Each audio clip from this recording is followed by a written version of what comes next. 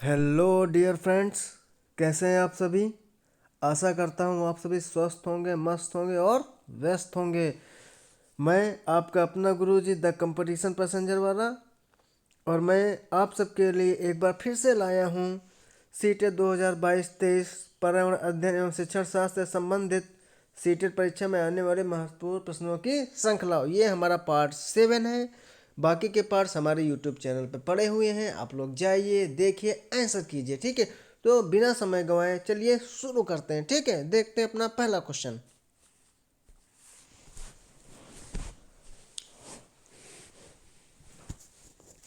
बहुत अच्छा क्वेश्चन है। निपेंथिस वह पौधा है जो शिकार करता है, ठीक है, के विषय में नीचे दिए गए कथनों पर विचार कीजिए। ए ऑप्शन है आपका, यह पौधा ऑस्ट्रेलिया, इंडोनेशिया और भारत में मेघालय में पाया जाता है, ठीक है। बी, इसका आकार घड़े जैसा होता है और इसका मुंह एक पत्ती से ढका होता है। सी ऑप्शन, यह केवल छोटे कीड़े मकोड़ों को फंसाकर उनका शिकार कर सकता है। डी ऑप्शन, यह छोटे कीड़े मकोड़ों को खींचने के लिए मोहक आवाज निकालता है जो इसमें फंस जाते हैं और बाहर नहीं निकल पाते। चार ऑप्शन दिए ए बी सी डी, जल्दी से सही ऑप्शन का चुनाव कीजिए।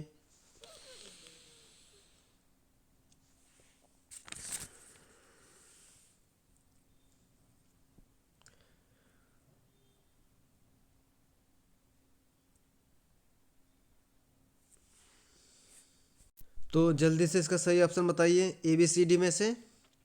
तो इसका जो सही ऑप्शन होगा वो होगा ऑप्शन ए। ऑप्शन ए, यानी कि ए भी सही होगा आपका और बी भी सही होगा। ए ऑप्शन है आपका, ठीक, ए और बी दोनों सही होंगे। मतलब यह पौधा ऑस्ट्रेलिया, इंडोनेशिया और भारत में, वो भी भारत में मेघालय में पाया जाता है। इसका आकार घड़े जैसा होता है और इसका मुंह एक पट्टी से ढका होता है। मतलब कि इसका आकार घड़े के आकार के ऐसे कुछ होता है, पर इसका जो मुंह छोटा सा होता है वो एक पत्ती से ऐसे ढका होता है। जब कोई आती, पहले पत्ती खुली रहती है, इसमें बैठे तो पट्टी ढक जाती है, तो जिसके कारण इसे हम घटपर्णी पौधा भी बोलते हैं। घटपर्णी पौधा भी, इस नेफंथीस को घटपर्णी पौधा भी कहा जाता है, ठीक है। ऑप्शन ए सही है इसका पहले का। तो निपंथीस जो है वो मांसाहारी पौधा होता है, इसे मांसाहारी पौधा भी कहा जाता है। यह पौधा ऑस्ट्रेलिया, इंडोनेशिया, भारत में पाया जाता है। भारत में मेघालय राज्य में पाया जाता है, पूछा जा सकता है, ठीक। और इसका आकार घड़े के जैसा होता है, इसलिए इसे घटपर्णी पौधा भी कहते हैं। इसका मुंह जो है वो एक पत्ती से ढका होता है, ठीक है। और इसे पिचर प्लांट भी कहते हैं। पिचर, पिचर, इसे पिचर प्लांट भी कहते हैं, पिचर प्लांट भी कहा जाता है, ठीक।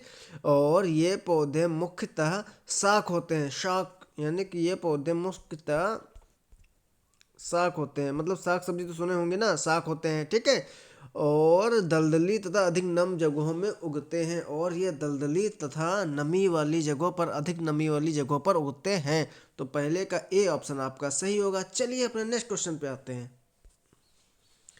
ये रहा हमारा नेक्स्ट क्वेश्चन।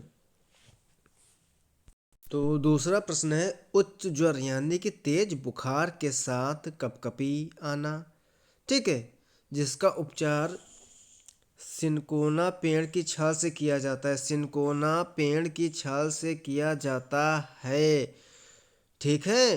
तो वह है कौन सा? मियादी बुखार होगा, मलेरिया होगा, चिकनगुनिया होगा, डेंगू।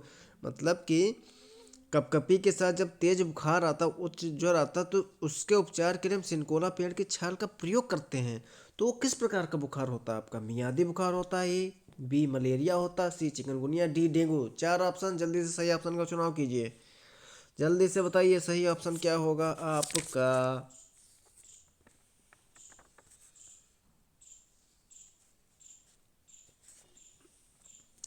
तो इसका जो सही ऑप्शन होगा वो होगा आपका मलेरिया। मलेरिया का उपचार उपचार सिनकोना पेड़ की छाल से किया जाता है। तो बी, दूसरे का बी ऑप्शन सही होगा, मलेरिया, ठीक है। तो तेज बुखार के साथ कपकपी आना, इस बुखार के उपचार के लिए सिनकोना पेड़ की छाल का प्रयोग किया जाता है, तो वह बुखार मलेरिया है। ठीक है, और मलेरिया जो है मच्छरों के काटने से होता है। मच्छर इस परजीवी के वाहक होते हैं। वो परजीवी कौन सा होता है मलेरिया का, पूछा जाता है, प्लाज्मोडियम। प्लाज्मोडियम प्लाज्मोडियम परजीवी होता है, प्लाज्मोडियम। ठीक है, ओके, प्लाज्मोडियम परजीवी के कारण होता है। ठीक है, और यह संक्रमित मच्छरों के काटने से फैलता है। ठीक, सिनकोना एक सदाबहार वृक्ष है। ठीक है, और यह रूबिएसी कुल की वनस्पति है। रूबिएसी कुल की वनस्पति सिनकोना जो है ये रूबिएसी कुल की वनस्पति है। रूबिएसी कुल की वनस्पति है ये सी। ठीक, और इसकी छाल से, ठीक है, अच्छा, अब जो इम्पोर्टेंट चीज़ है, और इसकी छाल से एक कुनैन नामक औषधि प्राप्त की जाती है। कुनैन, इसकी सिनकोना की छाल से कुनैन नामक औषध प्राप्त की जाती है। ठीक है, जो मलेरिया के ज्वर की अचूक दवा मानी जाती है। जो मलेरिया के ज्वर की अचूक दवा मानी जाती है, तो दूसरे का आपका बी ऑप्शन सही होगा। सारी चीज़ें इससे संबंधित हमने बता दिया। और यह किस कुल का पौधा है ये पूछ लिया जाए तो सीधे बोलना रूबिएसी कुल का पौधा है। रूबिएसी कुल का पौधा है। ठीक, आइए अपने नेक्स्ट क्वेश्चन पे आते हैं। बहुत ही अच्छा क्वेश्चन है, शानदार क्वेश्चन। रेगिस्तानी ओक एक पेड़ है, ठीक, जो पाया जाता है ऑप्शन ए आबू धाबी में, ऑप्शन बी ऑस्ट्रेलिया में, ऑप्शन सी राजस्थान के रेगिस्तानों में, ऑप्शन डी संयुक्त अरब अमीरात के रेगिस्तानों में। सही ऑप्शन का चुनाव कीजिए, जल्दी से बताइए। चौथे का कौन सा ऑप्शन आपका सही है? चौथे का कौन सा ऑप्शन आपका सही है? जल्दी से बताइए, चौथे का कौन सा ऑप्शन आपका सही है?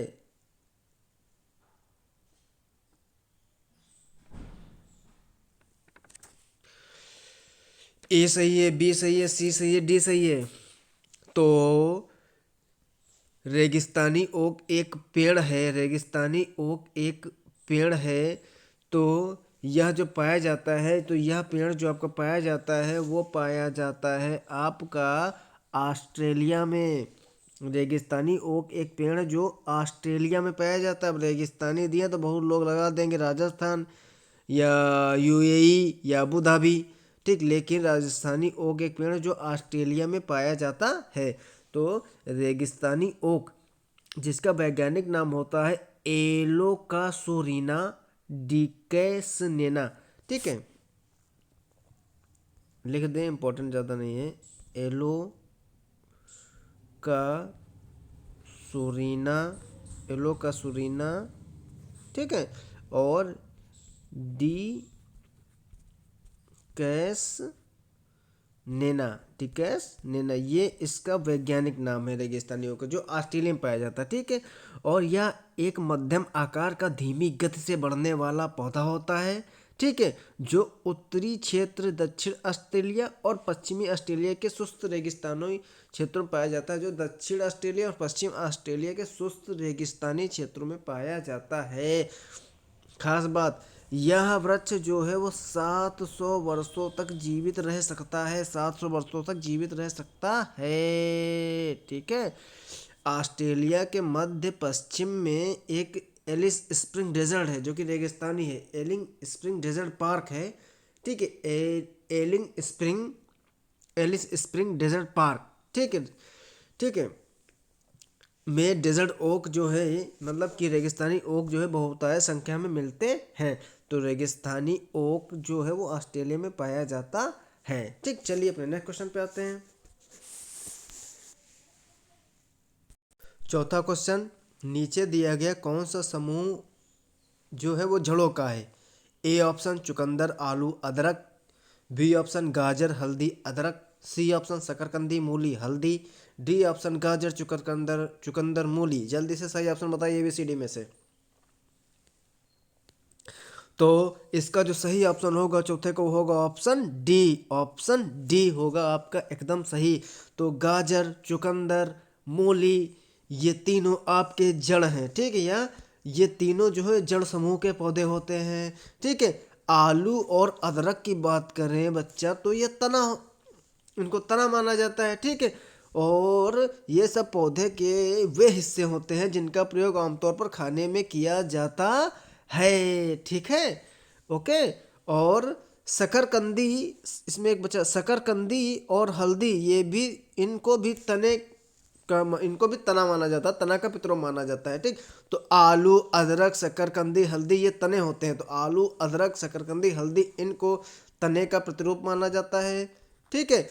जबकि गाजर चुकंदर मूली ये जड़ समूह के पौधे होते हैं। तो चौथे का हमारा ऑप्शन डी एकदम राइट है, गाजर चुकंदर मूली ये जड़ समूह के पौधे हैं। आइए अपने नेक्स्ट क्वेश्चन पे आते हैं। पांचवा क्वेश्चन, कोई व्यक्ति 29 नवंबर 2019 को एक एक्सप्रेस ट्रेन में सूरत से नगर नगरकोइल केरल जाने के लिए बैठा। यह ट्रेन सूरत से 1945 का मतलब समझते बेटा, 8:45 नहीं 7:45, 8 रात मतलब कि 20 बजे होते तो 8 बजते हैं, ठीक। तो 7:45 बजे चली। 1 दिसंबर 2019 को 11:45 बजे नागरकोइल पहुंची। यदि सूरत में नागरकोइल के बीच की ट्रेन की दूरी दी है 2120, यानी कि डिस्टेंस दी है 2120 किलोमीटर, तो इस यात्रा में ट्रेन की औसत चाल थी क्या होगी। तो सबसे पहले हम क्या करते हैं, 29 को चली और 1 को पहुंची, तो 29 से 1 के बीच तक का टोटल हम समय निकाल लेते, कितना समय हमारा लगा। 19:45 बजे चलती है ट्रेन 29 को, तो 20 नवंबर को 29 को ट्रेन चलती है 19:45 पर। इसका मतलब ये 7:45 पे, तो 7:45 मतलब कि 19:45 मतलब शाम को चलती है। जब शाम को चलेगी तो ये 30 दिसंबर को इतने ही समय तक कितने घंटे पूरे कर लेगी, कुल 24 घंटे ये ट्रेन पूरी कर लेगी, ठीक है। फिर अब 30 नवंबर से फिर ट्रेन चलती है। जब ट्रेन चलेगी तो शाम को फिर से वो चलेगी 19:45, यानी कि 7:45 पे चलेगी, तो सुबह पहुंचेगी जाके 7:45 पे। सुबह दूसरे दिन 1 दिसंबर को पहुंचेगी वो 7:45 पे। तो 30 दिसंबर वाले जो, मतलब कि 29 से 30 दिसंबर तक के तो 24 घंटा हो गया। तो 29 से 30 तक के बीच 19:45 से नेक्स्ट 19:45 24 घंटे का समय हो गया। अब 30 को फिर से 19:45 पे चलेगी ट्रेन, तो सुबह पहुंचेगी 11:45 बजे। लेकिन 30 को जब चलेगी 19:45 पे, तो सुबह 1 तारीख को वो 19:45 पे पहुंचेगी, यानी कि शाम को चलेगी वो 7:45 से सुबह 7:45 बजे पहुंचेगी। तो वो कितना सफर तय कर लेगी 1 दिसंबर तक के 12। एक को कितने बजे पहुंचती है, 11:45 पे पहुंचती है, ठीक। 11:45 पे ट्रेन हमारी पहुंच जाती है, ठीक। तो 11:45 पे जब पहुंचती है तो ये 7:45, 19:45 का मतलब होता है 7:45, 7:45, तो उससे पहले 7:45 यहाँ पे होगा कि नहीं होगा। तो 29 को 19:45 से 30 को 19:45 24 घंटा। 30 को 19:45 से सुबह 7:45 तक, यानी कि 19:45 मतलब कि 29 को 7:45 से 30 को 7:45 24 घंटा। 30 को 7:45 से सुबह 1 दिसंबर को 7:45 तक 12 घंटा। तो कितने होगा टोटल, ठीक 12 घंटा। फिर ये देखो, फिर अब 1 तारीख को वो 7:45 यानी 7:45 से चलती है, तो अपने गंतव्य स्थान तक 11:45 तक पहुंचती है, यानी कि 7:45 से शुरू होकर 12:45 तक चलती है। तो कितना चलेगी, 7:45 से 9:45, 1 10:45, 2 11:45, 3 12:45, यानी कि 11:45, ठीक है, यानी कि 4 घंटा और चल लेती है। तो टोटल कितना, तो टोटल ट्रेन ने कितना समय लिया, 24 10 34 2 36 4 40 घंटा, यानी कि ट्रेन ने टोटल कितना समय लिया इतनी दूरी को तय करने में, 40 घंटे, 40 आवर, ठीक है।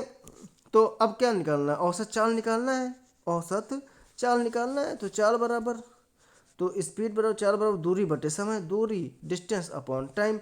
डिस्टेंस कितनी है, 2120 किलोमीटर वो तय करता है कितने समय में, 40 घंटे में। जब इसको आप डिवाइड करोगे तो आपको ऑप्शन सी आ जाएगा, 53 kilometre per hour, 53 kilometre per hour, ठीक है, 53 किलोमीटर प्रति घंटा। तो इस तरह के क्वेश्चन भी सीटेट में पूछ लिए जाते हैं। तो सबसे पहले क्या करो, आप जो जिस टाइम से फेमिलियर उसको बना लो। 19:45 को क्या बोला जाता है, 7:45 यानी कि 7:45। तो 29 को 7:45 से चली तो 30 को 7:45 रात पे पहुंचेगी। 19:45 मतलब रात को, रात का समय। तो रात को जब दूसरे दिन 19:45 पहुंचेगी तो 24 घंटा, यानी कि रात को 7:45 बजे, रात को 7:45 दूसरे दिन पहुंचेगी, 24 घंटा चल चुकी होगी 30 तक। फिर 30 को फिर 7:45 से जब चलेगी तो 1 तारीख को सुबह 7:45 तक पहुंचेगी, तो 12 घंटा और उसमें ऐड कर दो। अब 1 तारीख को सुबह 7:45 से जब चलेगी तो 11:45 बजे ट्रेन रुक जाती है, वहां तो पहुंच जाती है। तो कितना समय और होगा, 4 घंटा और समय होगा। तो 24, 12, 4 यानी 24, 10, 34, 2, 36, 4, 40 यानी 40 घंटा लगा। तो स्पीड निकालो, distance upon time 53 kilometre per hour. ठीक, नेक्स्ट क्वेश्चन।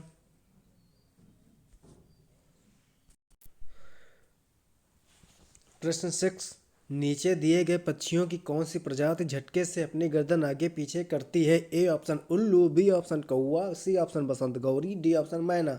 4 ऑप्शन, सही ऑप्शन का चुनाव कीजिए, जल्दी से बताइए सही ऑप्शन क्या होगा, जल्दी से बताइए। तो इसका सही ऑप्शन होगा ऑप्शन डी मैना, ऑप्शन डी मैना। ठीक है, मैना पक्षी जो है वो झटके से अपनी गर्दन को आगे पीछे कर सकती है, वो झटके से अपनी गर्दन आगे पीछे करती होगी। आपको जो पक्षी इस तरह से दिख जाए समझ लो वो मैना पक्षी है। ठीक है, और यह पक्षी जो मूल रूप से दक्षिण एशियाई पक्षी है। ठीक है, इसका वैज्ञानिक नाम होता है एक्रीडोटेब्रिस टिट्रिस, एक्रीडोटेब्रिस टिट्रिस। ठीक है, इसका जो वैज्ञानिक नाम है वो है एक्रीडो,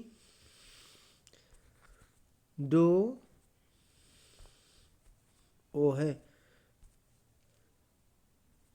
टिब्रेस टिट्रेस, TRISTIS। ठीक, टिट्रिस, टिट्रिस। ठीक, एक्रीडोटेब्रिस टिट्रिस। ठीक है, इसका वैज्ञानिक नाम है। ठीक है, और यह पक्षी अधिकतर भारत, पाकिस्तान, बांग्लादेश, म्यांमार आदि देशों में पाई जाती है।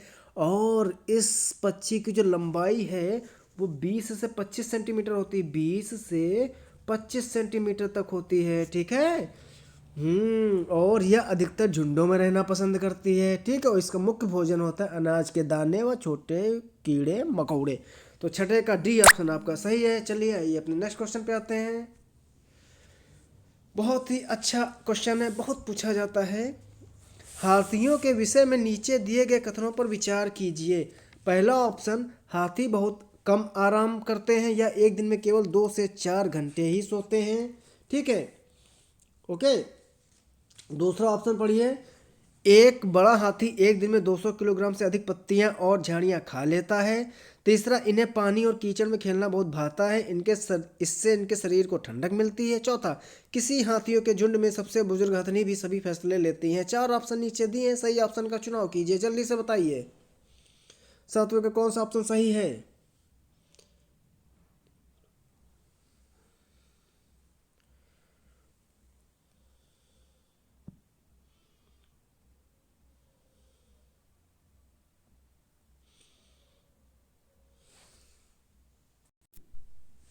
तो इसका जो सही ऑप्शन होगा वो होगा ऑप्शन बी, तीसरा, चौथा, पहला पॉइंट आपका सही होगा। मतलब हाथी बहुत कम आराम करते हैं, एक दिन में केवल 2 से 4 घंटे ही सोते हैं। ठीक, इन्हें पानी और कीचड़ में खेलना बहुत भाता है, इससे इनके शरीर को ठंडक मिलती है। किसी हाथियों के झुंड में सबसे बुजुर्ग हथनी ही सभी फैसले लेती है। सातवें का भी ऑप्शन आपका सही होगा। ठीक, एक बार और देखते हैं। हाथियों को पानी व कीचड़ में खेलना बहुत पसंद है, क्यों, क्योंकि इससे इनके शरीर को ठंडक मिलती है। ठीक, हाथियों के झुंड में सबसे बुजुर्ग हथनी झुंड की नेता होती है और वही सभी फैसले लेती है। ठीक है, और हाथी दिन में बहुत कम आराम करते हैं। ठीक है, और यह दिन में केवल 2 से 4 घंटे ही सोते हैं। ठीक, इसके अतिरिक्त मतलब कि एक बड़ा हाथी जो है वो एक दिन में 200 किलोग्राम नहीं, 200 किलोग्राम नहीं, 100 किलोग्राम, 100 किलोग्राम से 100 किलोग्राम से अधिक पत्ते व झाड़ियों को खा लेता है। मतलब एक बड़ा हाथी एक दिन में 100 किलोग्राम से अधिक पत्ते व झाड़ियों को खा लेता है, ये भी पूछा जाता है। यह अपने कान से अपने शरीर का ताप नियंत्रित करता है। हाथी की खासियत होती है, हाथी अपने कान से अपने शरीर का ताप नियंत्रित करता है, इसलिए इसके कान बड़े बड़े होते हैं, ये भी पूछा जाता है। तो सातवें का बी ऑप्शन सही होगा। तीसरा चौथा पहला आपके सही है, दूसरा गलत। 100 किलोग्राम से अधिक पत्ती झाड़ियाँ खा लेता है। हाथी जो है अपने कान से अपने शरीर के ताप को नियंत्रित करता है। चलिए नेक्स्ट क्वेश्चन पे आते हैं। हाँ, बहुत ही अच्छा क्वेश्चन। केचुआ को किसानों का मित्र माना जाता है, इसके लिए निम्नलिखित में से सही कारणों को चुनिए। ए, केचुए मृत पत्तियों और पौधों को खाते हैं तथा इनके मल से जमीन उपजाऊ बनती है। बी, केचुआ खरपतवार खाते हैं जिससे मुख्य फसल की रक्षा होती है। सी ऑप्शन, केचुए जमीन में छेद बनाते हैं जिससे जमीन पोली हो जाती है। डी ऑप्शन, केचुआ द्वारा बनाए गए छेदों से जमीन को आसानी से हवा और पानी मिलती है। नीचे आपके 4 ऑप्शन है, ए बी सी डी। सही ऑप्शन का चुनाव कीजिए जल्दी से। तो इस क्वेश्चन का सही ऑप्शन क्या होगा? ए बी सी डी में से जल्दी से बताइए। पूछा जाता है किसानों का मित्र किसे बोला जाता है, तो केचुआ को बोलते हैं। ठीक है, क्यों बोलते हैं जल्दी से बताइए। तो इसका जो सही ऑप्शन होगा वो होगा आपका option D. Option D, option D, 8वें का ऑप्शन डी सही होगा। मतलब केचुए मृत पत्तियों और पौधों को खाते हैं तथा इनके मल से जमीन उपजाऊ बनती है। एकदम सही। साथ ही केचुए जो है वो जमीन में छेद बनाते हैं।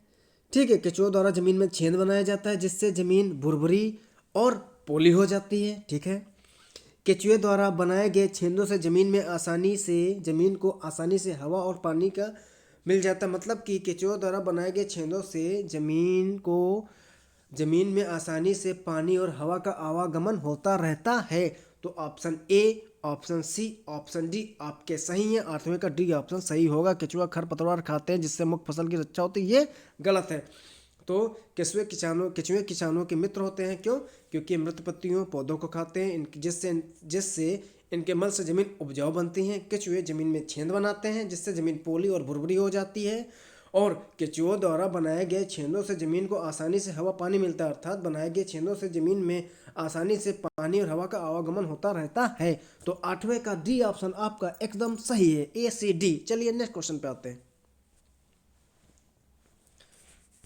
नवा क्वेश्चन है, आमतौर पर यह माना जाता है कि रात में जागने वाले जानवर हर चीज को जिस रंग में देखते हैं वे रंग हैं। 4 ऑप्शन है आपके सामने। ए, काला और सफेद। बी, बैंगनी और नीला। सी, हरा और पीला। डी, नारंगी और लाल। जल्दी से सही ऑप्शन का चुनाव कीजिए, जल्दी से बताइए सही ऑप्शन क्या होगा आपका। तो इसका जो सही ऑप्शन होगा वो होगा ऑप्शन ए। 9वें का ऑप्शन ए सही होगा। काला एंड सफ़ेद यानी ब्लैक एंड वाइट। मतलब कि रात में जागने वाले जानवर हर चीज़ को ब्लैक एंड वाइट के रूप में देखते हैं। मतलब कि काला और सफ़ेद रंग में देखते हैं सभी चीज़ों को। ठीक है, तो रात में जागने वाले जानवर हर वस्तु को काले और सफ़ेद रंग में देखते हैं। सब चीज़ ब्लैक एंड वाइट हो जाता है। ठीक, कभी डिस्कवरी देखिए, रात में दिखाते हो, दिखाएंगे आपको काला सफ़ेद रंग, तीसरा रंग नहीं दिखेगा। जबकि दिन में जागने वाले जानवर में सभी रंगों को देखने की क्षमता होती है। जो जानवर दिन में जगते हैं उनमें लगभग सभी रंगों को देखने की क्षमता होती है। तो रात में जागने वाले जानवर आमतौर पर सभी चीज़ों को जिस रंग में देखते हैं वे रंग है काला और सफ़ेद, ब्लैक एंड वाइट। 9वें का ऑप्शन ए आपका सही होगा। चलिए आइए आते हैं नेक्स्ट क्वेश्चन पे। पशुओं की त्वचा पर विविध पैटर्न यानी कि डिज़ाइंस होते हैं, देखे होंगे आप लोगों ने। ए, उस जलवायु के कारण होते हैं जिसमें वे रहते हैं। बी, उनके शारीरिक शक्ति को इंगित करते हैं। सी, परावर्तित प्रकाश के कारण होते हैं। डी, उनके त्वचा पर बालों के कारण होते हैं। जल्दी से बताइए इसका सही option A B C D क्या होगा। तो 10वें का जो सही ऑप्शन होगा वो होगा आपका पहला, उस जलवायु के कारण जिसमें वे रहते हैं। दो पशुओं की त्वचा पर विविध पैटर्न यानी डिज़ाइन पाए जाते हैं। इसका कारण ये होता है जलवायु, मतलब कि वे जिस जलवायु में रहते हैं उसके कारण उनकी त्वचा पर विविध पैटर्न पाए जाते हैं। तो उस जलवायु के कारण होते हैं जिसमें वे रहते हैं। तो मतलब जंतु ऐसे स्थान पर रहना पसंद करते हैं जो उनके लिए अनुकूल होता है, जहाँ पे उनका अनुकूलन आसानी से हो। ठीक है, तो ऐसे में कुछ जंतुओं की त्वचा पर डिजाइन भी होते हैं, विविध पैटर्न्स भी होते हैं। ठीक है, और यह उनके अनुकूलन के गुण के कारण होता है। ये उस जलवायु को अडॉप्ट कर लेते हैं उसके कारण होता है, उसका कोई ना कोई रीज़न होता है। ठीक है, जो उनके जलवायु प्रदेश के कारण होता है जिनमें वो रहते हैं। तो पशुओं की त्वचा पर विविध पैटर्न डिजाइन जो है इसका कारण उस जलवायु के कारण होते हैं जिसमें वो रहते हैं। 10वें का ए ऑप्शन सही है। आइए अपने नेक्स्ट क्वेश्चन पे आते हैं। परिवार एक इकाई होता है जिसमें माँ, पिता और उनके 2 बच्चे होते हैं। यह कथन चेक करना है, सही नहीं है क्योंकि इस कथन में यह स्पष्ट करना चाहिए कि बच्चे जैविक होते हैं। अच्छा, बी सही नहीं है क्योंकि परिवार कई प्रकार के होते हैं तथा परिवार का केवल एक ही प्रकार में वर्गीकरण नहीं किया जा सकता। सी सत्य है क्योंकि यह किसी आदर्श परिवार का आकार है। बी डी सत्य है क्योंकि सभी भारतीय परिवार इसी प्रकार के परिवार होते हैं। सही ऑप्शन बताइए 11वें का क्या होगा ABCD में से। जल्दी से सही ऑप्शन का चुनाव कीजिए।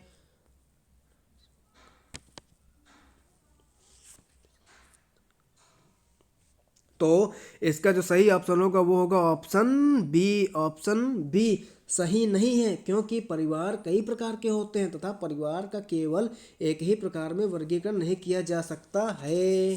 क्यों? आकार के आधार पर मनुष्य के परिवार 2 प्रकार के होते हैं, एकल परिवार और दूसरा संयुक्त परिवार। तो आकार के आधार पर मनुष्य के परिवार 2 प्रकार के होते हैं, एकल परिवार और संयुक्त परिवार। अगर एकल परिवार की बात करें तो एकल परिवार में माँ बाप और बच्चे होते हैं जो कि परिवार का छोटा आकार होता है। ठीक, वहीं अगर संयुक्त परिवार की बात करें तो संयुक्त परिवार में दादा दादी, चाचा बुआ, ताऊ ताई, माँ बाप, बच्चे सब कोई होता है, या फिर नाना नानी, मामा मामी, मौसे बाबा, बच्चे होते हैं। ठीक, तो इस परिवार का आकार बहुत ही बड़ा होता है। तो 11वें का ऑप्शन आपका बी सही है। तो परिवार 2 प्रकार के होते हैं, एकल संयुक्त। एकल परिवार का आकार छोटा होता है, संयुक्त परिवार का आकार बड़ा होता है। एकल परिवार में माता पिता और बच्चे ही आते हैं, संयुक्त परिवार में माता पिता, बच्चों के अतिरिक्त दादा दादी, नाना नानी, पोता, बुआ, सास, मौसी सबको आ जाता। ठीक, तो 11वें का बी ऑप्शन आपका सही होगा। चलिए आते हैं अपने नेक्स्ट क्वेश्चन पे। मानवों के पेट में अमाशय रस की प्रकट होती है और वह भोजन के पाचन में सहायता करता है। ए उभयधर्मी, बी उदासीन, सी अम्लीय, डी क्षारीय।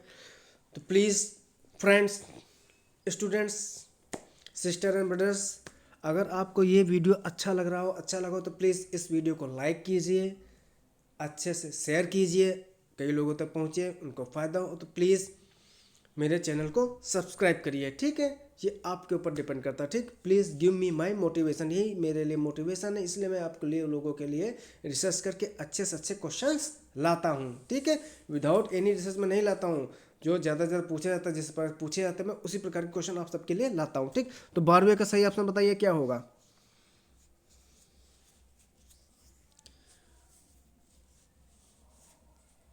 तो इसका जो सही ऑप्शन होगा वो होगा 12वें का सी। 12वें का सी, माने कि मानव के पेट में अमाशय रस की जो प्रकृति होती है वह अम्लीय होता है और वह भोजन को पकाने में सहायता करता है। तो मानव के पेट में जो स्रावित होने वाला अमाशय रस है उसकी प्रकृति अम्लीय होती है और यह भोजन को पचाने में सहायता करता है। साथ ही पेट में क्षारीयता को संतुलित करता है। पेट में क्षारीयता को ये संतुलित करता है। तो 12वें का सी ऑप्शन आपका सही ऑप्शन है। अमाशय रस की प्रकृति अम्लीय होती है और यह भोजन को पचाने में मदद करता है। ठीक है, और साथ ही क्षारीयता को संतुलित करता है। तो 12वें का सी ऑप्शन आपका सही है। ठीक है, तो ठीक है दोस्तों, हमारा ये सेशन समाप्त हुआ। तब तक के लिए आप लोग अपनी तैयारी में अच्छे से लगे रहिए। मिलते हैं अपने नेक्स्ट टर्न पे बहुत ही खूबसूरत क्वेश्चन के साथ। ठीक है, thank you. Please like, share and subscribe. ठीक है, एंड प्लीज़ कमेंट भी किया करें आप लोग। ठीक है, चलिए मिलते हैं अपने नेक्स्ट सेशन और अच्छे क्वेश्चंस के साथ। तब तक के लिए धन्यवाद। जय हिंद, जय भारत।